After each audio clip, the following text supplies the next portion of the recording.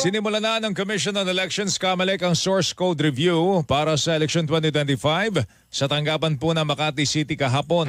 Isinasagawa ito ng mga information technology experts at practitioners mula sa iba't ibang grupo. Tatagal ang proseso sa loob po na mahigit sa 2 buwan. Ayon po sa COMELEC, tinututukan sa source code review ang mga posibleng kahinaan sa mga sistema sa eleksyon na pwedeng pasukin ng pandaraya. Ang source code ay bahagi na software na nagbibigay ng instructions sa makina na ginagamit naman sa eleksyon.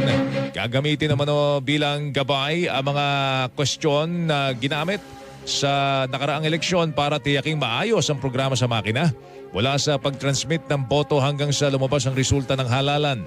Ayon kay COMELEC spokesperson John Rex Laudianco, bukas pa ang COMELEC sa mga gustong magpa-accredit bilang source code reviewer.